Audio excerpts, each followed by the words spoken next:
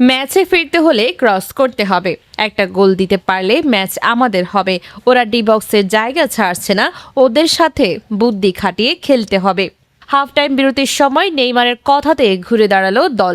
নেইমারের কথা শুনেই অবিশ্বাস্য কামব্যাক করে শেষ 16তে পৌঁছায় ব্রাজিল। জাপানের বিপক্ষে হেরেই বিশ্বকাপ মিশন শেষ হবে ব্রাজিলের খেলা এখন আর আগের মতো নেই। এসব শুনতে শুনতে ব্রাজিল সমর্থকরা যখন বিরক্ত, ঠিক তখনই নিজেদের প্রমাণ করলেন সেলসাওরা। প্রথমার্ধে গোল খাওয়ার পর সেকেন্ড হাফে এসে ব্রাজিল কিভাবে এত বদলে গেল, কার কথায় সবাই মনে শক্তি ফিরে পেয়েছে। ম্যাচ শেষে আবারও জানা গেল সব সত্যি। হাফ টাইমের সময় ড্রেসিং রুমে নেইমার যখন দলের সাথে ছিলেন, তখন সে কোচকে সামনে রেখে কিছু কথা বলেছিলেন।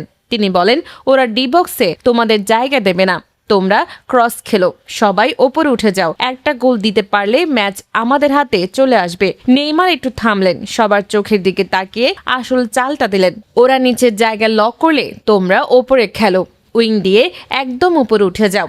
একের পর এক উইন ক্রস ফেলো বক্সে, জাস্ট একটা গোল, যে কোনো উপায়ে শুধু একটা গোল এনে দাও, দেখবে ওদের ডিফেন্স তাসের ঘরের মতো ভেঙে পড়বে। বাকি ম্যাচ আমাদের হাত থেকে কেউ কেড়ে নিতে পারবে না। ব্যাস, এই কয়েকটা কথাই যেন টনিকের কাজ করলো। সেকেন্ড হাফে যখন সেলসাওরা মাঠে নামলো, মনে হলো ড্রেসিং রুম থেকে 11 জন ফুটবলার নয়, 11 জন ক্ষুধার্ত সিংহ বের হয়ে এসেছে।